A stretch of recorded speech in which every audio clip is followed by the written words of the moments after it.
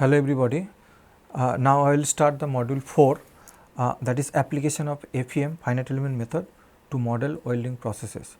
We have already discussed about the basics of the finite element method.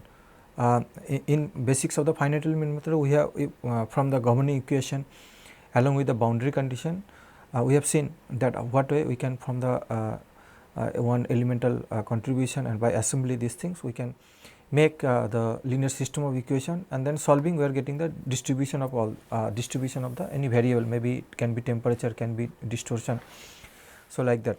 Now, we will try to look into that what is the what way we can develop the model of the different welding processes. Maybe in general all of the welding processes, maybe there is application of the heat and there is a subsequent the melting, or maybe in case of the fusion welding process, and then after that solidification also happen. And in case of the solid state welding process also there is some frictional heat generation is there, and then after that it solidify, not solidify, actually after that it cool down to the ambient temperature in case of the solid state welding process. So, it means that it is associated some sort of the temperature distribution in general looking into the any kind of the welding process.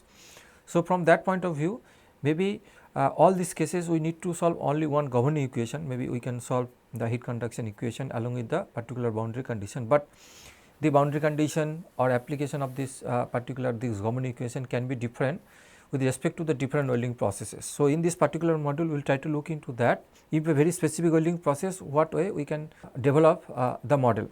But we will not discuss about the details derivation and this elemental formation, because that in general we have already discussed pertinent to the particular governing equation or the heat conduction equation or fluid flow equation, or in case of the stress analysis model. So, that is not needed, but we will try to look the process, what we can develop the along with the boundary condition, which governing equation we should use it, and how we can model this particular welding process. So, in that respect, first we will try to discuss that fusion welding processes. So, fusion welding processes in general, in that particular category, because laser and arc welding processes the modeling approach almost same. So, you can put into one category.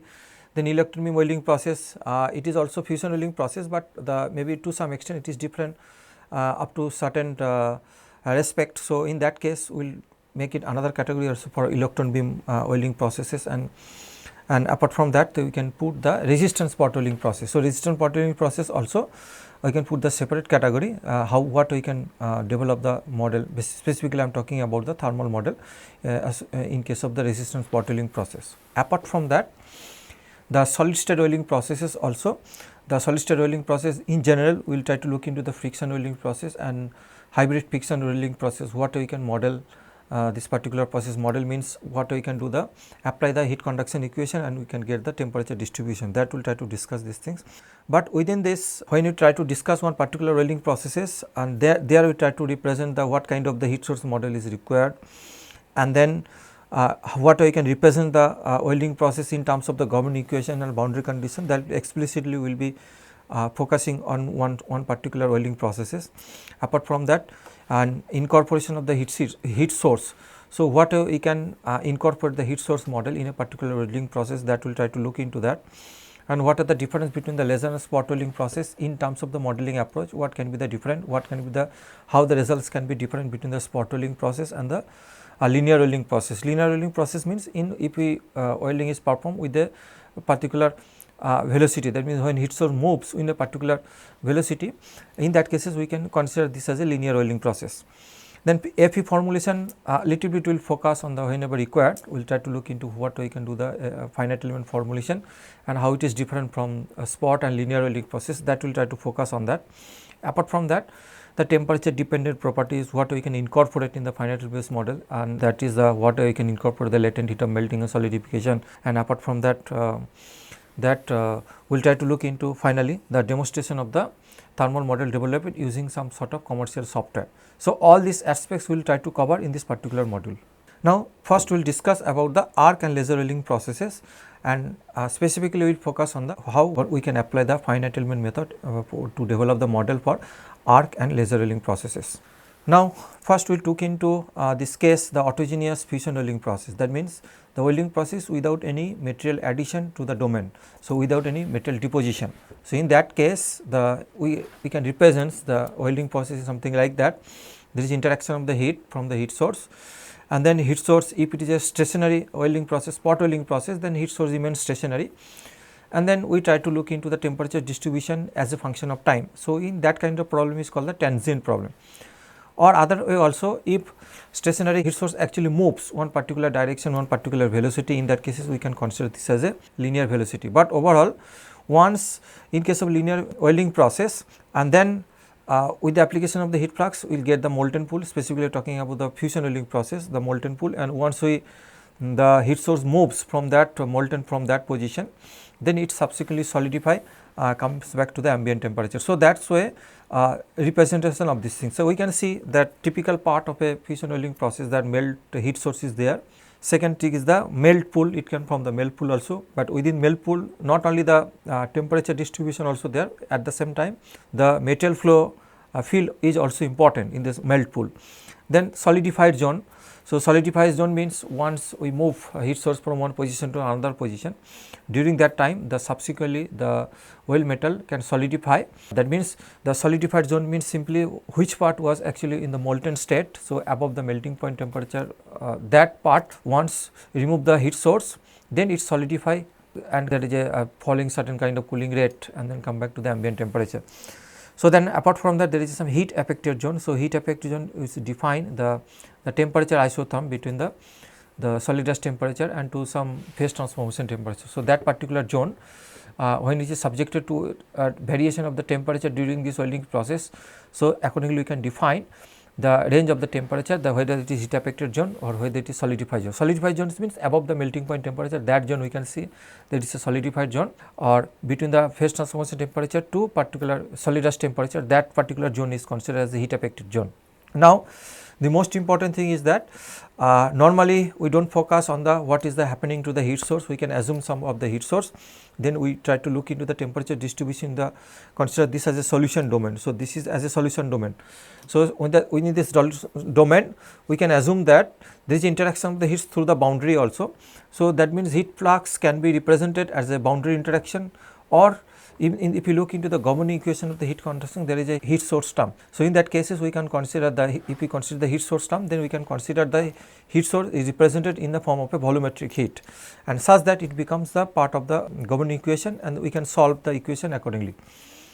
Now, apart from this thing, the heat flux from the heat source is there, then localized melting and solidification, this is the sequence. Then after that, flow of the molten metal is there within the melt pool, and then because of differential thermal expansion and contraction, that actually try to lead to some sort of distortion and residual stress in a welded structure. So, now this source of heat is very important part, then what we can represent the source of the heat. So, in arc welding, in laser welding, even friction stir welding process also, although it is solid state welding process. So, different cases the representation of the source of heat in a different way. So, we try to look into that what we can represent the heat source, that is the source of the heats. Already we have discussed about the modeling of the representation of the different heat sources in the module 3 also. Now, here we will try to see what we can apply these things, the particular heat source model, to develop this heat transfer model in case of fusion welding process. Then fusion zone we have already defined, the heat affected zone already defined, but in case of the laser welding process exclusively try to look into whether what kind of the mode of the welding process is there, whether it is conduction mode or whether it is keyhole mode. And there is some certain mechanism we will try to look, we have already discussed that what is the conduction mode and what is the keyhole mode, but within the formation of the heat source model in case of the keyhole mode can be different also as compared to the conduction based model. But in this particular topic we will try to look into first try to look into the conduction mode of heat transfer, looking into that and what we can develop the different model. Then other part of discussion will be related to the keyhole mode laser welding process. So, in this case we try to represent the keyhole mode laser welding process. First we try to model the keyhole mode laser welding process by some analytical means. After that we will numerically what we estimate the temperature distribution in case of the keyhole mode laser welding process, both we will discuss, and we will see what are the difference between the conduction mode and keyhole mode laser welding processes. Of course, few arc welding process there it is possible to the heat transfer, maybe that kind of welding can also be done in the form of mode of keyhole mode welding process, but that is very selective. No, I am not focusing in this that keyhole mode welding process in particular related to the arc welding process. That is not the coverage. Only keyhole we will be considering in case of the laser welding process. Now, what we can model these things. So, first step of a finite element based model is that defining the solution geometry. We can see the sample example. This is a very simple example that we define the solution domain. Here you can see the solution domain. So, we will try to solve this governing equation within this domain along with the boundary condition. So, center of the heat source. So, center of the heat source, this is the heat is interacting with the solution domain. Now, we will see the interpretation of the interacting of the heat with the solution domain. There are two different ways already discussed this thing. One way is that we can simply assume that it is a boundary interaction in the form of a heat flux. So, it is interacting through the boundary, or other way also we can incorporate the some volumetric heat source model, and that volumetric heat source model can be considered if you look into the governing equation of the heat conduction equation. There you can find out the Q dot term. So, internal heat generation term. So, volumetric heat source can be incorporated through the internal heat generation term. So, both way the heat source or maybe interaction of the heat can be done to the domain. So, once we create the domain, you can see this is a very finite element. If you see the meshing of this domain, first after creating the geometry, some meshing is required. It is a simple brick element we have used, but if you see the fine mesh is created near about the center of the heat source, such that we will be able to if there is a temperature gradient is relatively very high in the this particular in the near about the source of the heat. So, that is why we can consider the very fine mesh to capture all the temperature gradient, or more precisely capture the temperature isotherm. So, that is why very fine mesh can be considered near about the heat source. So, once we do this thing, then we solve the heat conduction problem along with the boundary condition everything, then we will be getting the temperature distribution is something in that particular profile.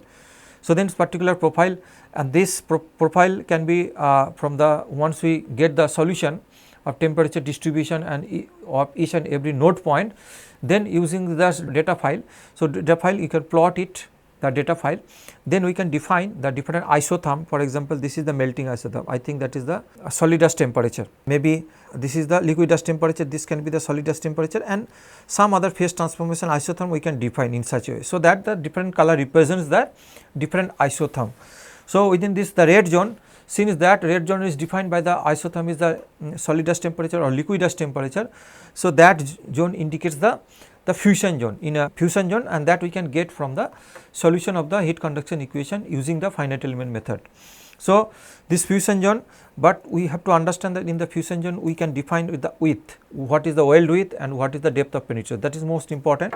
So, that penetration along the z direction and width along the y direction or x direction in this particular case. So, we take the cross section, basically in this particular case we take after getting the solution we take the this cross section, we cross section, and with this particular cross section we can see that particular cross section how the what is the distribution of the temperatures. Then we see the distribution of the temperature, and the temperature distribution, the different zone is defined by the constant isotherm. So, particular isotherm. So, that shows the different kind of the zone. Now, once we get the isotherm, from the isotherm we can estimate the looking in the red zone, that actually define the penetration. So, this is the actual value of the penetration, and here you can the half width. So, and if you multiply by the 2, you can get the full width of this particular zone. So, then this way you can estimate the half width and full width, and here it is showing only the temperature distribution. At the same time, if we solve the transport phenomenon based heat transfer and fluid flow model, both this thing, then we will be getting the temperature isotherm C, and there is a this vector indicated by the arrow that indicates at the velocity field.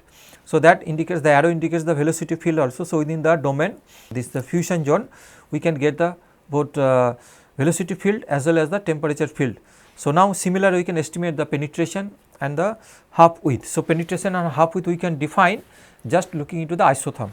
So, that defines the penetration and half width for this particular zone. Now, once we numerically computed this thing, then now we compare with respect to the experimental data. So, similar way, if we perform the same parameter, if we consider and if we do the experiments also, from the experiments we can find out what is the width and what is the penetration from the experiment also. So, then we take the macrograph with follow the standard metallography process. Then after that, if we put the HN solution, then we will be able to see that there changes this thing, the structural changes we will be able to identify. So, looking into the structural changes, we can find out this indicates the fusion zone, this dotted line. So, that indicates the fusion zone from the macrograph, and then we define what is the penetration and what is the width for this particular condition. Now, we compare with the numerically calculated the isotherm profile. So, then in that way we can compare the model results as well as the experimental results. So, these are the way to look into the different dimension, the measurement of the well dimension from both the macrograph as well as the measurement of dimension from the numerical model also. So, both it is possible. We can say this is the output from this model. So, apart from this temperature distribution also, because from this model we will get the output as a temperature distribution each and every node point, but at the same time it is also possible to store the data as a function of time, and from that we can estimate what is the rate of the cooling one particular, maybe we can see that we can particular fixed point. So, with respect to time how the temperature varies on this particular point, and from this data temperature versus time, so there we can estimate what is the rate of temperature change. So, in that cases, so what is the change of temperature with respect to change of time, that indicates the cooling rate. So, all kind of information and we can get if we solve for the temperature distribution also. Now, conduction heat transfer model. So, we can say the conductive heat transfer model also. In this case we know the Fourier heat conduction model, we use this particular governing equation for the thermal energy. So, del by del x k del t by del x, all this, and this is the q dot term indicates the internal heat generation term, and rho Cp del T by del T. So, it is the basically transient term, internal heat generation term, and this associated with the conductivity, because small k is the thermal conductivity. So, that parameter. So, basically need to solve this governing equation, but there is a need some boundary condition also. In welding process, particularly the arc welding process or fusion welding process, we can represent the boundary condition something like that. In this way also, that this is the boundary condition means, see, this is the domain. For example, we take a cross section, the whole domain in a 3-dimensional domain, and what is happening with this particular cross section. So, this E, F, G, H within this particular domain, it is necessary to solve the conservation of the thermal energy. So, basically heat conduction equation it is necessary to solve, but boundary condition, what we can see, what is the temperature conducted to the boundary, or maybe at the boundary surface, basically conducted at this particular boundary, what is conducted this thing. And then from here also there is heat loss by convection as well as the radiation. So, then heat loss by convection, heat loss by radiation, and what is heat conducted to the boundary, that is the this first term k n del T by del n. In this can n actually indicates the normal to the boundary. So, we can estimate what is the heat conduction exactly at the boundary. So, this loss and the heat conducted this thing, and Qs there is another term, because if there is a heat input, because when the heat source is interacting with the material, that can be considered as a boundary interaction. So, from through the boundary there is a heat input, that is called the heat flux Qs, that is the heat flux through the boundary interaction. So, this boundary, that heat is interacting with the to the surface, and remaining is the heat loss by convection and radiation. But how we can count the heat loss from convection and radiation? Until and unless heat is conducted to the boundary, then there will be the heat loss by convection and radiation. So, that is why heat conducted to the boundary, that term is considered, heat loss this term as well as the heat input in terms of flux, that is equal to making the system as a balanced system. So, in that case that is equal to 0. So, that is the boundary interaction, and we have already shown that this is the governing equation and this is the boundary condition. So, using these two we can develop the finite element formulation of this particular problem, then we solve for this thing, and finally we will be getting the temperature distribution. Now, we can see that this typical pattern also, because other boundary condition is 0 flux, in the sense that suppose if we consider the problem is symmetric. So, in kind of the symmetric problem, then not necessary to consider the analysis for the whole domain. So, we can consider the half of this thing, and the symmetric surface has to be identified such that the temperature gradient del T by del y. For example, if this is the y direction, so del T, this is the symmetric surface, so 0 flux, so del T by del y should be 0, that is the boundary condition we should put the symmetric surface on this thing. And this, it is the Q flux, and there is heat flux from the surface, this Gaussian heat intensity, that means when it is entering the heat source can be represented, not the intensity of the heat, exactly center point will be the maximum, and gradually it is it is at the center point it is maximum, gradually it is decreases. So, this is normally follow the Gaussian pattern of the heat flux. So, it means that at the center it is maximum and gradually it decreases towards the boundary. So, that is why there are some equation we can follow for Gaussian distribution, specific equation we can follow, and we have seen also in heat source model also. There we can put the as a boundary interaction, and then solving this thing using the finite element method we will be getting the temperature distribution. But few things are very important here also. Sometimes the boundary bottom surface. So, bottom surface may be sometimes it is actual in practical bottom surface is interacted with some sort of fixture and in actual experiment. So, when it is fixture this thing maybe but at the same time we put some also clamping also. So, intimate contact between the fixture also, in that cases some contact resistance maybe we can consider also, or other way also heat transfer we can consider in such a that heat transfer coefficient artificially can be enhanced to account the contact resistance between this domain to the fixture also. So, between the that part has to be considered, the different boundary condition we can put for this bottom surfaces. So, this the typical way, but if you look into this thing most uncertain parameters means if you look into this Gaussian distribution then QS. So, what is the this heat flux is there, but at the same time the heat flux is there, but what we calculated from the heat source, if we calculate from the heat source also this is the total heat that follow certain Gaussian distribution, but that got not all the heat is transported for the melting of this particular domain also, all not from the arc or from the laser source, not all the energy is comes directly to the domain. So, therefore, we can some part of the energy is basically actually transferred to the domain, and then so that when you consider the not some part of the energy transferred to the domain, therefore, in that cases we can introduce some sort of the efficiency term, and that is we can say the Gaussian efficiency maybe that term. And second point is that it is the when you creating the arc this thing, and basically the shape of the arc or maybe effective radius and the over the surface effective radius when creating the arc also. Then what is the effective area the arc is interacting, that is called the that quantitatively we have to estimate, that is the that is called the effective radius. So, that effective radius is sometimes is very difficult to measure effective within which the all energy is transferred to the substrate material to the solution domain. So, that is why we consider sometimes the what is the efficiency term, what is the effective radius, it is basically uncertain parameter. So, roughly we can we have some idea what is the efficiency, but it is very difficult to say, it can vary also different system. So, it is very difficult to say the exact value of the what is the efficiency and what is the effective radius. So, these two parameters can be considered as the uncertain parameter. Now, combining the convective and radiative heat transfer also. So, sometimes if you see the this thing it is T to the power 4 minus T0. So, this fourth order temperature. So, fourth order temperature discretization using the finite element method, maybe some difficulties are there. So, in that cases maybe this combining this convection heat loss by radiation term, that can be sometimes we can consider the effective radius, effective heat transfer coefficient, such that it considered both T minus T0, that means this is E effective, H effective, we can say that H effective, that is effective heat transfer coefficient. That effective heat transfer coefficient is considered the combined effect of the convection as well as the radiation term.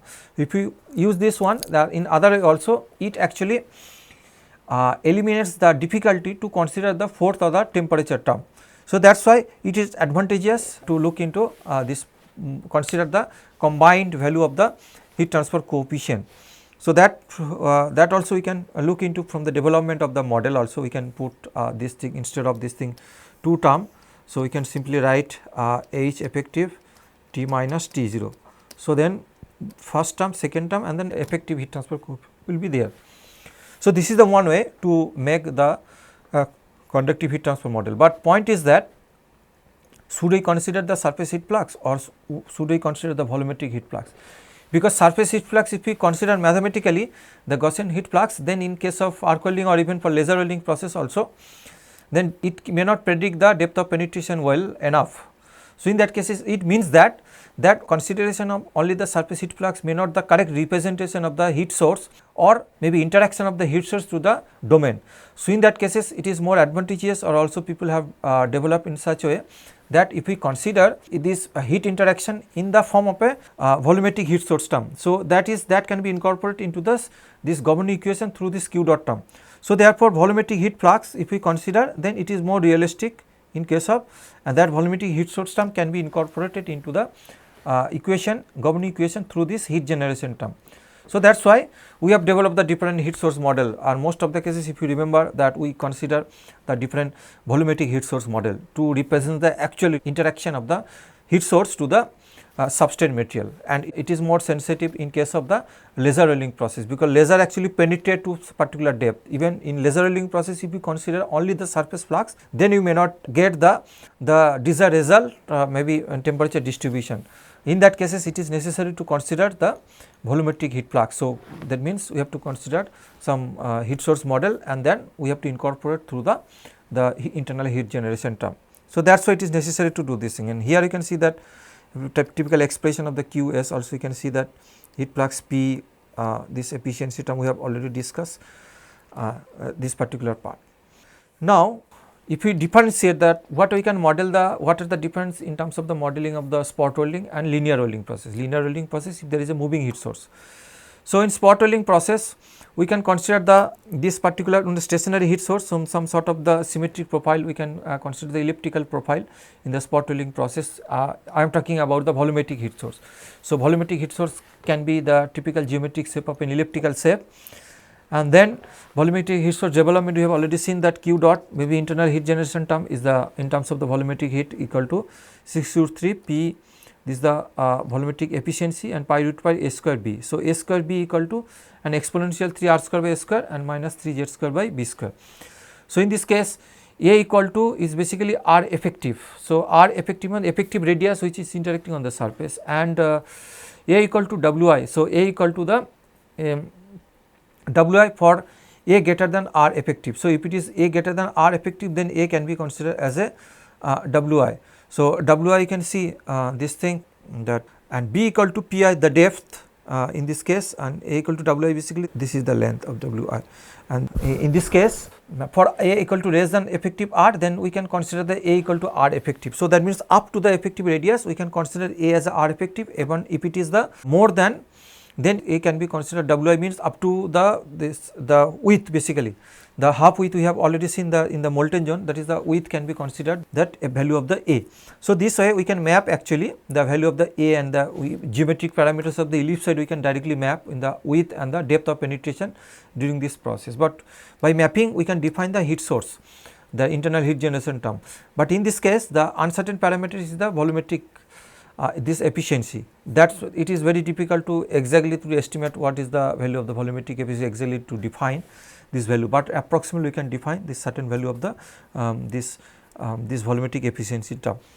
Now, this is the spot welding process. So, once we do this kind of the volumetric heat flux, and if we see this in case of the spot welding process, and just by simply mapping the width and the depth of penetration, we can define the volumetric heat, and then we solve for the governing equation, then we will be getting the temperature distribution. So, this is for stationary heat source, and stationary heat source we will be getting the temperature distribution as a function of time. So, this kind of problem we can see the tangent problem. So, temperature vary with respect to the time, but it depends on this thing, because with respect to time, different on time keep on interacting the heat flux to the surface, or thus when the laser is basically interacting with the surface with a certain time. So, that interaction time, if the interaction time is more, then it will try to create the more oil pool volume also this particular spot welding process. But in this case there is no role of the velocity of the moving either workpiece or moving of the laser or arc welding process. So, in that case the modeling approach for a moving heat source little bit different. We can simply going back to the basic governing equation, and what we can modify this governing equation such that we can develop the model in case of the moving heat source, or maybe what we can interpret the when there is a welding velocity in case of the linear welding process. Now, consider that the welding heat source is moving with a particular velocity Vw, say y direction. Say assuming that this is the y direction. So, assuming the y direction one particular velocity the welding heat source is moving. So, in that cases a moving coordinate system is considered, this particular variable is considered in such a way that we can consider xi can be like that y minus Vw into t. So, this Vw t is basically is the distance s. So, y minus the distance s, the s is corresponds to basically V w, the welding velocity into the time, particular time. So, that means heat source is moving at the different time, the position will be different. So, then we can introduce the moving coordinate system and defining this thing y minus, y is the actual variable in this particular cell. Now, zeta is the distance of the heat source from the fixed position at any time t. So, from the is the distance of the heat source from a fixed position such that at any time t, and Vwt is the distance between the heat source and the origin of the fixed coordinate system along x y z. So, along x y z we can see that at particular distance it is a Vwt it will travel with respect to c. Suppose this is the origin O, and that is with respect to the original Cartesian coordinate system x y z system. Now, as y and zeta are explicitly function of the time in such a, so it is possible to write this thing, already you have seen zeta equal to basically y minus Vwt. So, if we define this thing, now we transfer this coordinate, if we this thing with respect to this thing, we do the derivative also with respect to time, then it becomes the velocity minus Vw. Now, minus Vw, other term we can consider that del T by del T, that means if you see the heat conduction, remember the heat conduction equation also. So, here you can see there is a one term is there, the basic governing rho Cp del T by del T, that is the tangent heat conduction equation. Now, rho Cp del T by del T, so with respect to time t. So, now del T by del small t we can see in terms of del T by del xi, similarly del xi by del T. Here you can see that del xi by del T is basically the minus Vw and del T by del xi. So, now this governing equation, the tangent governing equation, tangent state governing equation, we can see modify this way also. This term is there, and of course, this is k, the now it is with respect to the moving coordinate system. Now, the coordinate system basically x, y, zeta and z. So, with respect to that coordinate system, then y in terms of y is replaced by this particular this coordinate system, their moving coordinate system, and z component will be there plus q dot internal heat generation term equal to rho Cp del T by del T is converted to minus rho Cp Vw del T by del xi. Now, if we look into this governing equation, is just to takes care of the moving heat source problem that we respect to the moving coordinate system. In that case, we can find out this governing equation, there is no time component is not there actually, explicitly there is no time component in this particular equation. So, this kind of equation we can say that it is a kind of quasi steady state problem. So, quasi steady state problem, and here we can solve the independent of the time also, time component. So, quasi steady state problem, if we solve it, then we can get the temperature distribution in a particular domain. That we will see that what a temperature distribution can vary also in the quasi steady state analysis, but this is the difference with respect to the only the tangent analysis, because tangent analysis you got there is a temperature term is there, and we can discretize both in the this particular domain also, we can discretize in the even there is a necessary to spatial domain as well as the temporal domain, both it was required in case of the tangent problem. But once the tangent problem converted to the quasi steady state problem, then the discretization over the spatial domain is sufficient to get the solution of this particular equation. Now, at the same time there may be some change in the representation of the volumetric heat source term also. Now, the volumetric heat source term, now it is no longer interpreted in the form of the elliptical model. So, in that cases the mostly used, that is a double ellipsoidal kind of this thing. It means that since the heat source moves one particular direction, so with respect to this particular axis, if you see the front and rear part will be may not be the symmetric, it should be some kind of the non-symmetric. So, that cases we represent the heat flux, the internal heat generation term in this particular equation 6/3, some fractional part is there, and remaining pi root pi ABC. ABC is basically mapping the geometric parameter of an ellipsoid, and maybe we can consider the double ellipsoidal model. The front part is the one part of the ellipsoid and the rear part is the another part of the ellipsoid. So, then that combining these two we can get the double ellipsoidal heat source model. So, in that cases all the geometric parameters A, B, C are the geometric parameters associated with the ellipsoidal or double ellipsoidal model. But once we consider the front part of the ellipsoidal, then we consider this fractional part. Now, we can consider the geometric parameter related to the front ellipsoidal. Then if we consider the rear part also, then in that cases it is different also. You can consider the all geometric parameter associated with the rear ellipsoidal, and in that cases also we need to that this front FDE, that means this fraction can be different when it is if we consider the rear part. So, accordingly once we consider front part or rear part, these two part, accordingly we use the geometric parameters can be changed, and then this represents the internal heat generation, and we can form the elemental form can be done, or we can say the internal heat generation term can be incorporated in that particular way.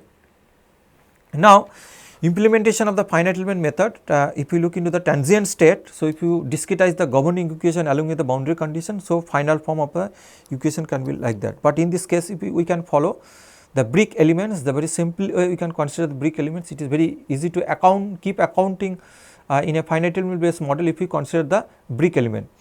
Then linear shape function was used, then Galerkin weighted residue technique was used in these cases, and weighting function considered is the same as the shape function that is already there.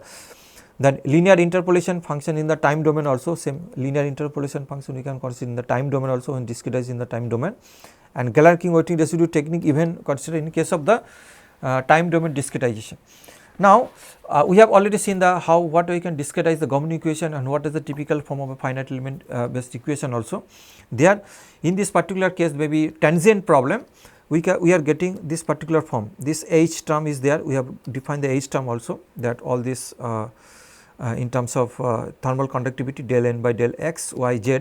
So, it is the here the coordinate system x y z, because it is a stationary problem. So, heat source is applying at a fixed position. So, we can consider then x y z.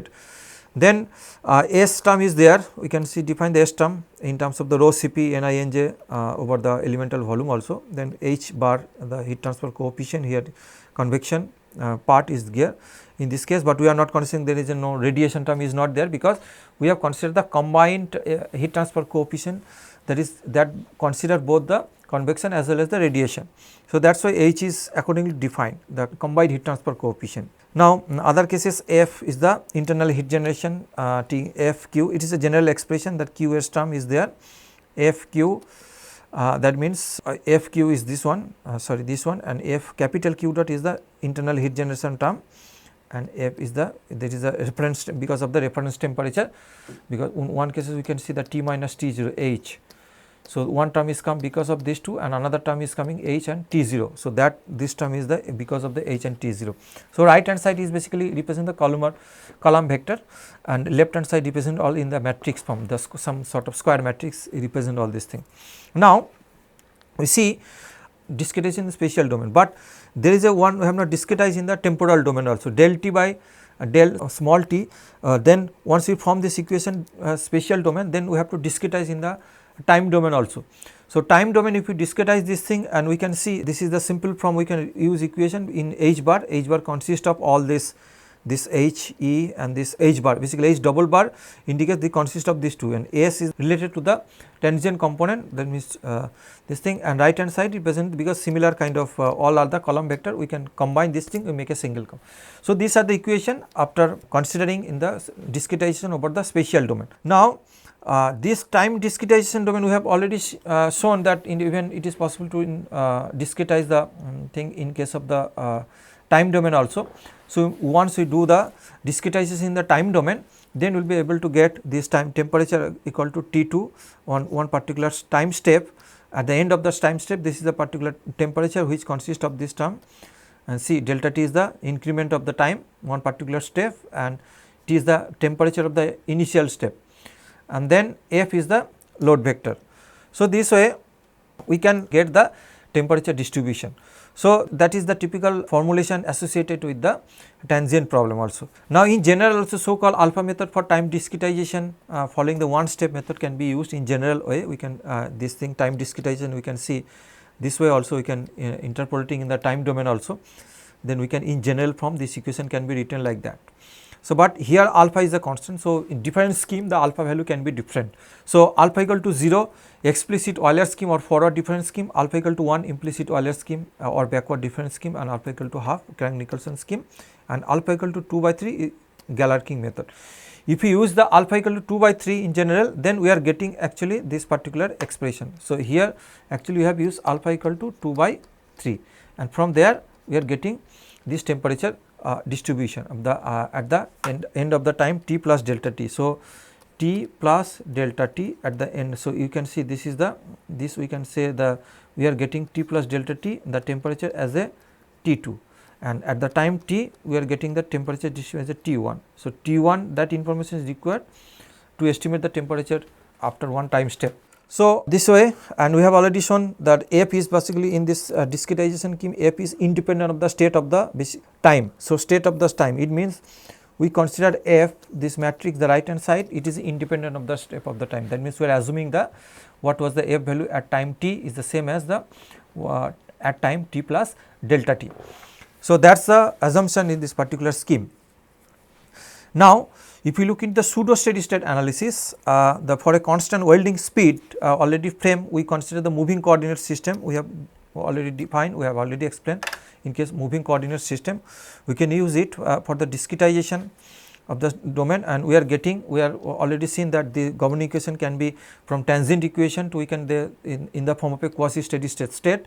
So, such that the governing equation we can see that it is there is no time component. So, in these cases only the spatial discretization is sufficient to form the final matrix form or the discretized form of the equation. Now, if we do discretize along with the similar kind of the boundary conditions, because if you look the boundary condition we define in such a way that is boundary condition is independent of the time component. So, same kind of the boundary condition we can use even for the quasi steady state analysis. Now, it is a straightforward quite discretizing the spatial domain we will be getting this expression like this, and such that finally will be h t equal to f. This kind of expression you will be getting here from here to here. So, similar, but there is no need to discretize the domain in a time domain, it is not required. Now, only two terms are different here. This is h equal to in terms of this thing that this is the moving coordinate system, and s this term also s bar that is the if you see minus rho Cp v. So, here this when you discretize in this domain, then the velocity actually we can incorporate the effect of the velocity for this particular term s term. Now, take the form in this particular take the equation in this particular form, we solve for it and we will be getting the temperature distribution using the quasi steady state problem. Now, implementation finite element in general procedure is the first geometry, you have to create the geometry node and element list also, because that is required. Once you create the geometry, then discretize the geometry, then what are the list of the node and what is the list of the element, how their connectivity of the element with the particular node, and each node and element having some global numbering system, all information actually required. Then reorder and renumber is also required because we have to arrange this particular node number in such a way that contribution, so that you can show the connectivity can be represented with the minimum bandwidth and one node to another node. It means that, for example, if particular problem we discretize the domain this way also. So, it is not necessary this information is made for this particular node point, that connectivity may not be required when you try to solve in the final matrix form. So, in that case we can reorder in such a numbering way such that the contribution from all the node when in the matrix form, it can be accumulate in the small band. Then if you accumulate within the small band, then it will easy to solve quick. It is possible to develop some solver such that this solver can quickly get the computational time can be reduced. So, that is the purpose. So, that is why some sort of reorder and some sort of renumbering of the element or node point is may be required. Then finally estimate the bandwidth or front width, means what is the this width in the particular matrix. So, once we get this thing form of this matrix, then we simply pick up this bandwidth matrix, then we solve, find out the solution strategy for the, we can use the some bandwidth solver. And then finally solver, we have already discussed the direct solver and iterative solver, we can use it. But in very simple problem, if we start with these things, then it is try to look into in the banded form, store the matrix in the banded form, and then banded form after assemble, then we can solve for the simply using the Gauss elimination method, we can solve this particular set of the equation to get the temperature distribution. But if the big problem also that means the matrix number of nodes elements is very high, maybe it is possible to use the frontal solver. This is also direct solver, frontal solver, but this is direct solver. But in this case, it is not necessary to assembling for the contribution all the matrix together, then you solve for this thing, that may not be required, but some sort of dynamic core is required to develop such that after forward elimination one contribution from the one element is done, then it perform the forward elimination in the store in a matrix. This once all forward elimination for individual matrix are done, then you start from the back substitution, or if some side of iterative solver can be used, the linear iterative solver to solve this problem.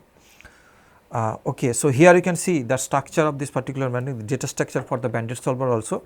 So this is the, if you assemble this thing, contribution from all the node, and it will be coming like that also, such that if you see this is the non-zero elements will be the maybe scattered within the certain band, but it depends also how effective your reordering and renumbering scheme are there. Basically reordering scheme is there. So if you follow certain very good reordering scheme, then this non-zero elements can be accumulated with a small bandwidth. So that is why then once we look into this thing, we can store only this part, accounting this thing in the basically hub within the, if it is symmetric matrix only you can store the half bandwidth, then you solve for the half bandwidth. If it is a non-symmetric problem, you can solve the full bandwidth also, then you solve for that, then we will getting the solution of this temperature. Then that is why the some sort of accounting will be easier if you follow this particular step, that if you follow some kind of the reordering, and then it is possible to develop the solver, and that computational time can be reduced, follow this particular solver also. Some sort of results also you can see that conduction based model in fusion welding process. So, a spot welding process, here you can see that gas transition arc welding process, the it is a computed temperature distribution in Kelvin, the corresponding to voltage is equal to 12 volt and current equal to 140 amps and on time equal to 6 seconds. So, this is the spot welding in case of the spot arc welding process. So, here if you can see the current is equal to say 12 volt and current voltage is equal to 12 and current equal to 140. So, then power equal to this one, this is the power, but we can, if you see this is the total power, is the supplied power for this particular welding process, but when you actual energy goes to the domain, then in that case we can use some efficiency term. So, definitely it should be less than 1. So, efficiency term, that is the actual effective power goes to the substrate material. So, that is why this kind of information is required. So, then we are getting, once we solve for the spot welding process, then we will be getting the temperature distribution something like that. You can see also that 778. So, this is the solid dust temperature for a particular 778 Kelvin. So, above that domain, this basically red domain, we can see this is the fusion zone, and we can see the temperature isotherm between the 778 to I think 12 or 99 or 773. 773 means in case of steel it is very important, some sort of critical temperature also.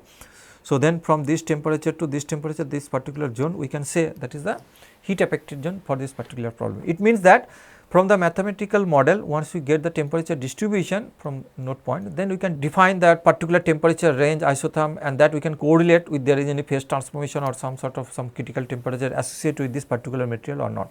So, that kind of information we will be getting from the mathematical model or from this finite element model. Here also you can see the laser spot welding also, that calculated temperature distribution subtracted at the laser on time. When is laser on time is 0.15 second, it means that the keep switch on of the laser supplying the power only 0.15 second. After that 0.15 second is simply switch of the switch of the power source. Then it will create this kind of the whirlpool.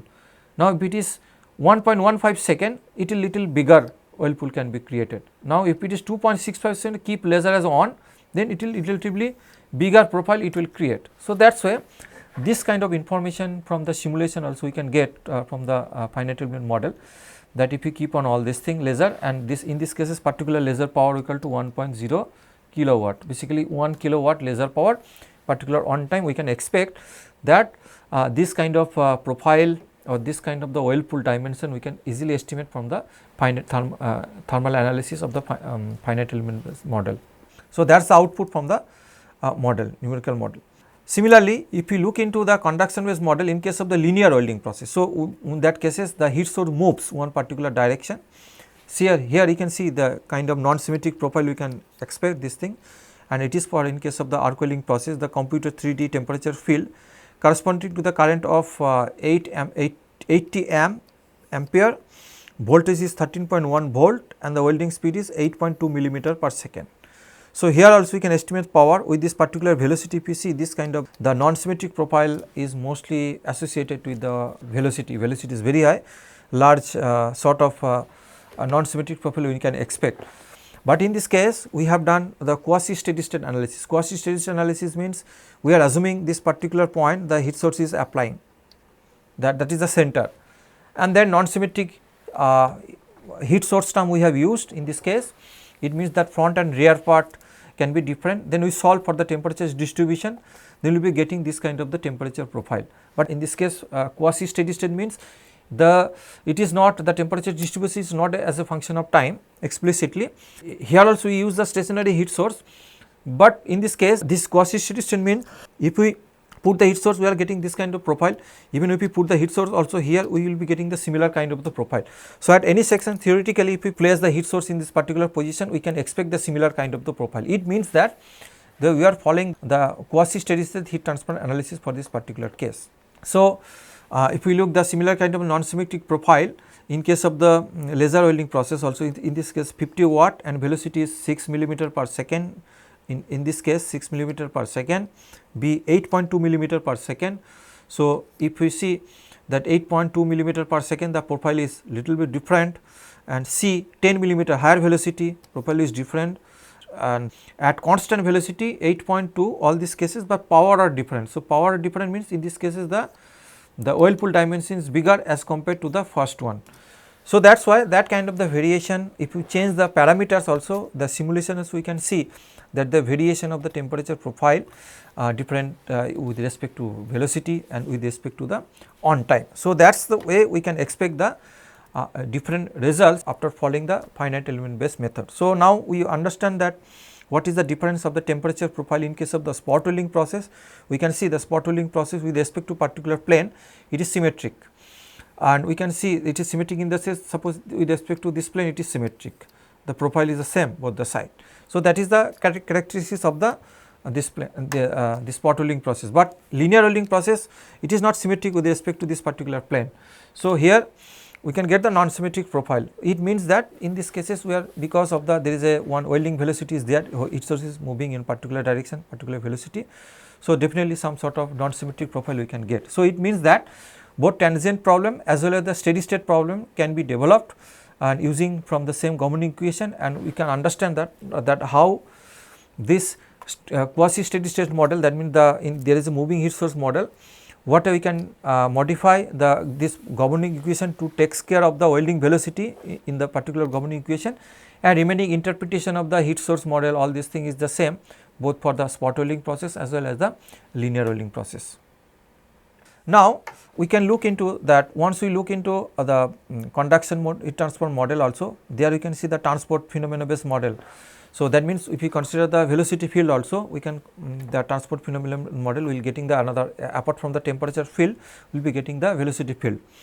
Conduction model is normally used in case of the stress calculation. That means if you want to know the distortion and residual stress, most of the cases we use the conduction based heat transfer model, because combining the conduction based heat transfer model along with the stress analysis model can be as the associated with the huge computational time. Or other cases also, if material having some kind of the surface active elements, then the conduction based model is fails also in not able to predict the correct profile of a oil pool. So, in that cases there is a need to consider the material flow phenomena in case of the welding process. Now, in that cases consider only the heat transfer and the fluid flow, both heat transfer and fluid flow we should consider in the particular case, but when we consider the fluid flow problem also, in that cases momentum transfer will be there because of the several driving forces. One particular driving forces is the surface tension force, another cases is the buoyancy force, another cases is the electromagnetic force. These are the all driving force which actually drive the molten material, and surface tension force also material specific. So, that is why if you want to incorporate the effect of the surface active elements, then there is a need to develop some sort of the surface tension model also for a particular material. So, in that cases, because that is the driving force for the material flow. then buoyancy force will be there due to the density differences from the buoyancy force is there and electromagnetic force is there, but electromagnetic force we consider in case of the arc welding process, because the flow of the current they will induce some sort of the electromagnetic field and that actually influence the metal flow field also. So, in that case we consider the electromagnetic force also, but in case of the laser welding process we neglect this electromagnetic force. In that cases the driving force for the fluid flow is only for the surface tension force as well as the buoyancy force also. But apart from all these three forces, then more specific the which is more influencing on the material flow pattern, that is the surface tension force as compared to the buoyancy force and the electromagnetic force. And other important point is that surface tension force it is actually considered only on the surface, but buoyancy force and electromagnetic force fields it is actually that is distributed over the volume. Now, in this case the solve for conservation of the mass, momentum and energy, all these three equation has to be solved in this case, then we will be able to get the combine the temperature distribution as well as the flow field.